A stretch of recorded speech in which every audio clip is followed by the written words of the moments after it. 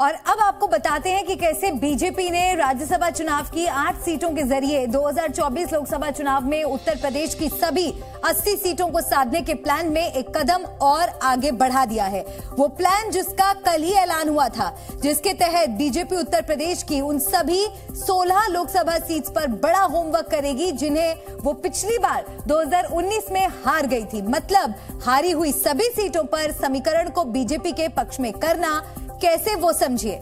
सबसे पहले आप ये समझिए कि बीजेपी के पक्ष में किन किन समाजवादियों के क्रॉस वोटिंग करने की खबर है, उनके बारे में हम आपको जानकारी देते हैं। उनमें मनोज पांडे हैं, समाजवादी पार्टी से विधायक, ऊंचाहार से राकेश सिंह विधायक हैं, गौरीगंज से समाजवादी पार्टी के विधायक, और समाजवादी पार्टी के विधायक अभय सिंह गोसाईगंज से, राकेश पांडे विधायक जलालपुर से, विनोद चतुर्वेदी विधायक कालपी से और पूजा पाल विधायक चायल से। इसके अलावा आशुतोष मौर्य विधायक बिसौली से और समाजवादी पार्टी विधायक महाराजी प्रजापति गैर हाजिर विधायक रही और ये अमेठी से हैं। इसके अलावा खबर है कि मायावती की पार्टी बीएसपी ने भी एक विधायक उमाशंकर सिंह ने क्रॉस वोटिंग की है।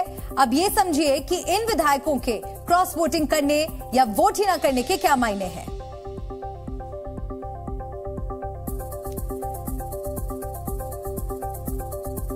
तो अब विपक्ष के बागियों के बारे में भी आपको हम विस्तार से जानकारी देते हैं। ये समझिए कि अगर रायबरेली की ऊंचाहार विधानसभा से मनोज पांडे बीजेपी के पक्ष में आए, अदिति सिंह पहले ही बीजेपी में आ चुकी हैं, इस तरह से रायबरेली में 2 विधानसभा कांग्रेस के हाथ से निकल चुकी हैं। इसी तरह अमेठी से समाजवादी पार्टी के 2 विधायक उससे दूर होते दिख रहे हैं। एक तो गौरीगंज से राकेश प्रताप सिंह क्रॉस वोटिंग करते दिख रहे हैं और दूसरा अमेठी से महाराजी प्रजापति, जिन्होंने वोट ना करके अखिलेश को चोट पहुंचाई। अमेठी की बाकी 3 विधानसभा पर पहले से ही बीजेपी का कब्जा है। ऐसे में अमेठी लोकसभा सीट पर स्मृति ईरानी कांग्रेस के बाद समाजवादी पार्टी को भी कमजोर कर चुकी हैं। संदेश अमेठी में बीजेपी ने खुद को मजबूत करने का दिया है। और इस बीच एक और अपडेट आपको दे दें, यूपी राज्यसभा चुनाव पर बड़ी खबर मिल रही है। राज्यसभा चुनाव में फिर से मतगणना शुरू हो गई है। 3 एमएलए के वोट पर दर्ज हुई थी आपत्ति। समाजवादी पार्टी ने यह आपत्ति दर्ज करवाई थी, जिसकी वजह से जो काउंटिंग थी उस पर कुछ देर का विराम। लेकिन अब जो बड़ी खबर मिल रही है वो ये, यूपी राज्यसभा चुनाव पर यह बड़ा अपडेट। राज्यसभा चुनाव में फिर से मतगणना शुरू हो चुकी है और 3 एमएलए के वोट पर आपत्ति दर्ज कराई गई थी समाजवादी पार्टी की तरफ से। उसी वजह से इसको थोड़ी देर के लिए रोका गया था। समाजवादी पार्टी का क्या कुछ कहना है इस पूरी प्रक्रिया को लेकर, आपको सुनाते हैं। एक आपत्ति में एक विधायक का वोट बाहर से डाल के लाया गया।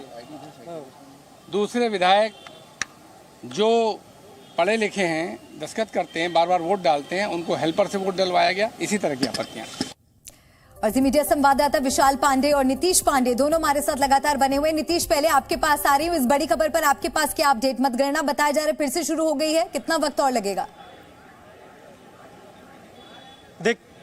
देखिए, मैं आपको फिर एक अपडेट कर दूं। मतगणना शुरू होने के साथ ही फिर एक बार रोक दी गई है और ये कहा जा रहा है, समाजवादी पार्टी पूरी तरह से जिद पर अड़ी हुई है कि जब इन तीनों आपत्तियों का पूरी तरह से निस्तारण होगा उसके बाद ही आप मतगणना को शुरू करें।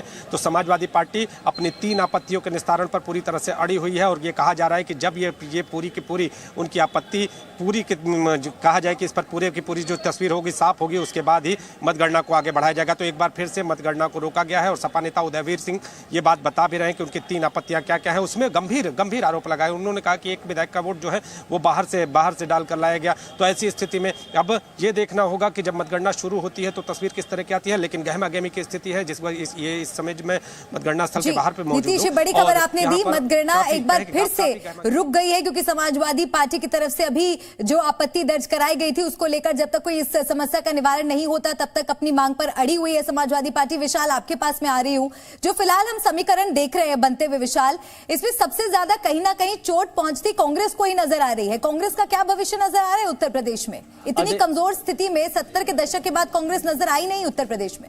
देखिए, अगर राज्यसभा चुनाव में जिस तरह से सपा के विधायकों ने बागी तेवर अपनाए, अगर उसका सबसे ज्यादा असर किन्हीं 2 लोकसभा सीटों पर पड़ने वाला है तो अमेठी और रायबरेली है। क्योंकि जिस तरह से गांधी परिवार अमेठी और रायबरेली से इस बार चुनाव लड़ने की तैयारी कर रहा था, तो बीजेपी ने बहुत ही रणनीतिक तौर पर यहां सेंधमारी की है। अमेठी के 2 विधायक और रायबरेली से 1 विधायक को अपने पाले में लाकर खड़ा किया है। यानी 2024 के लोकसभा चुनाव में अगर गांधी परिवार का कोई सदस्य अमेठी और रायबरेली चुनाव लड़ने जाता है तो उसके सामने चुनौतियां बहुत ज्यादा रहेंगी। वहीं दूसरी तरफ स्मृति ईरानी ने अमेठी के अपने किले को और ज्यादा मजबूत करने का काम किया है। राकेश सिंह को अपने पाले में लाकर और गायत्री प्रजापति की पत्नी महाराजी प्रजापति को, हालांकि महाराजी प्रजापति ने बीजेपी को वोट नहीं किया है, वो गैर हाजिर रही हैं, लेकिन उन्होंने सपा को भी वोट नहीं किया है। वो इस पूरी चुनाव प्रक्रिया से दूर रही, लेकिन यह संदेश है कि इसका फायदा बीजेपी को ही जाएगा। वहीं रायबरेली की अगर हम बात करें तो मनोज पांडे, जो कि समाजवादी पार्टी के बड़े नेता रहे हैं, उन्होंने भी क्रॉस वोटिंग की है और इस बात की भी सूचना है कि आने वाले लोकसभा चुनाव में मनोज पांडे रायबरेली से बीजेपी की तरफ से प्रत्याशी भी हो सकते हैं। तो कहीं ना कहीं जो 2 गढ़ बहुत परंपरागत तरीके से कांग्रेस के माने जाते रहे, उन पर भी आने वाले दिनों में संकट दिखाई देता है। तो राज्यसभा चुनाव का सबसे बड़ा असर अगर कहीं पड़ने वाला है तो अमेठी और रायबरेली लोकसभा सीट पर पड़ने वाला है। और इस वक्त हमारे पास राज्यसभा की मतगणना को लेकर जो अपडेट आ रहा है वो यह है कि सुहेलदेव भारतीय समाज पार्टी के विधायक जगदीश नारायण और बेदी राम और दूधराम के वोट को लेकर समाजवादी पार्टी ने आपत्ति दर्ज की है। वहीं बीजेपी की तरफ से समाजवादी पार्टी के विधायक शहजिल इस्लाम के वोट को लेकर आपत्ति दर्ज की गई है। इसी वजह से मतगणना रुकी हुई है। यहां पर सपा यह आरोप लगा रही है कि जो सुभाषपा के बेदी राम विधायक हैं, उनको हेल्पर के माध्यम से वोट डलवाया गया है, उन्हें सीधे अपने मन से वोट नहीं डालने दिया गया। जबकि बीजेपी शहजिल इस्लाम के वोट पर यह आरोप लगा रही है कि उसमें कुछ कमियां हैं। तो देखना यह है कि जो 3 वोटों पर आपत्ति दर्ज कराई गई है, तीसरे वोट को लेकर